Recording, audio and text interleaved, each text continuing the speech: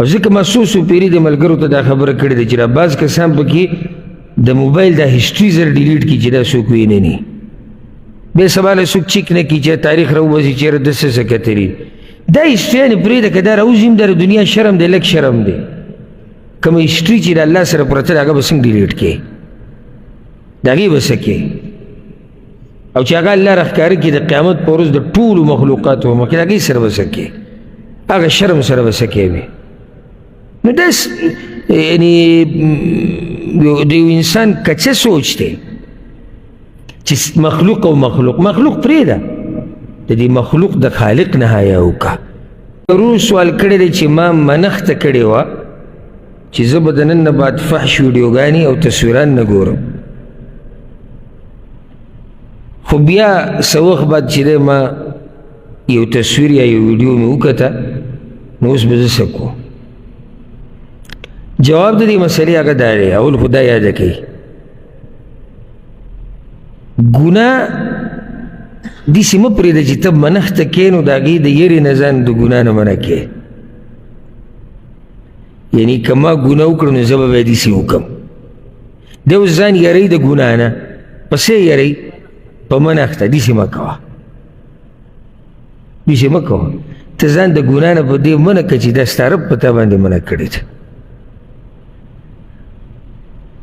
او بیا به دې سره عادت شي سړی چې یو پیر کړو بیا بل پیر بیا بل پیر قرآن کې ګوره الله دا خبره ذکر کړې ده سورة النور کې د منافقانو باره کې الله وی واقسموا بالله جهد ایمانهم لئن امرتهم لیخرجون دا منافقان قسمونه خوري مضبوط چې ای پیغمبره که تا مونږ ته ووایي چې جهاد له ځو مونږ به درسره ځو قسمونه خوري قسمونه الله څه وایي مقصد دلته دی زموږ قل ورته ووایه لا تقسموا قسمونه مه خورئ طاعة معروفه خبره منئ د الله او د الله د پیغمبر په ښایسته طریقې سره بغیر د قسمونو نه دا تاسو چې قسمونه خورئ خو چې چل دی که و قسم ته څه ضرورت دی زموږ دی په الله قسم وي چې موږ به یې کوو زموږ دی الله وایي قسمونو ته څه ضرورت دی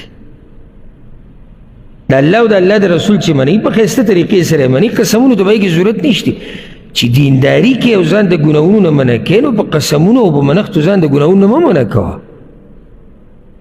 ځان د ګناه نه منع کوې په دې ځان منع کوه چې عرش باندې یو رب دی هغه دې ته منع کړی او هغه تا ګوري ته چې فحش ویډیو ګورې ته چې فحش تصویران ګورې ته چې پردو جنکو سره خبرې کوې ته چې هر څه کوې دې ټیم کې هغه الله تا ګوري ستا اوري د ګناه نه ځان منع کوه نو اول خدا خبر یاده کوي چې ضرورت نشتی چې ته ځان د ګناه نه منع کوې